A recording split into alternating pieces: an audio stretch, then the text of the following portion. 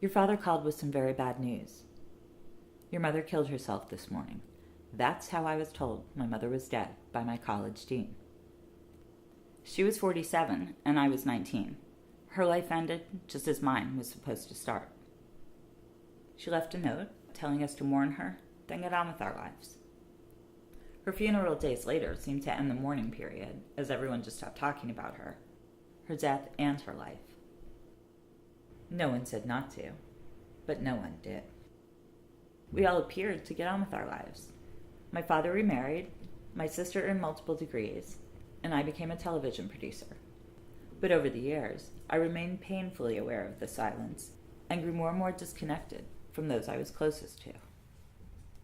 30 years after my mother's death, my dog was diagnosed with cancer, and the thought of losing him triggered a massive panic attack that revealed a deep depression I had no idea I was in. Turns out, the intellectual understanding of mom's suicide I developed did not mean I had dealt with her loss.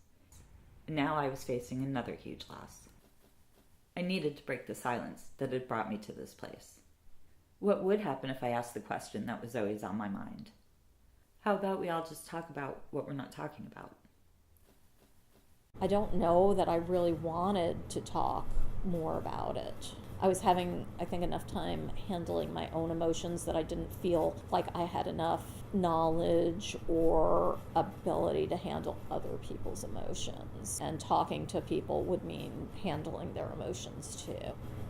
The best way to say it is it never came up.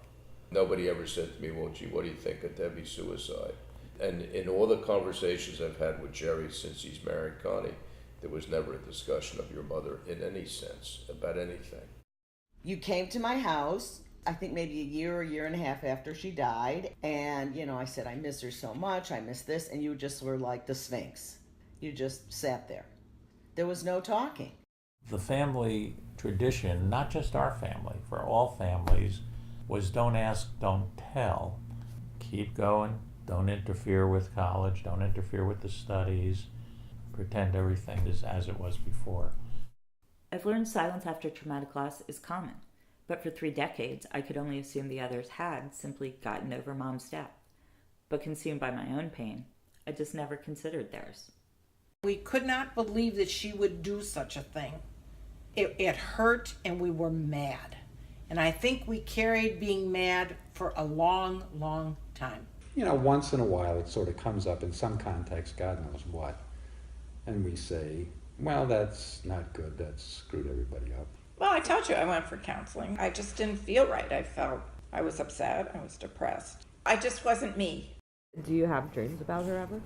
Yes. They're essentially dreams where she never died, but she moved away and we forgot that she was still alive and we never went and visited her or anything, and she'd come back and be like, why didn't you come visit me? I was still here, and you ignored me kind of thing.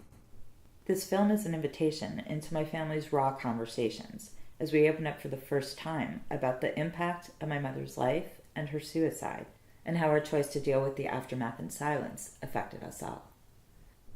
I'm pretty sure this is what my mom meant by mourning and moving on.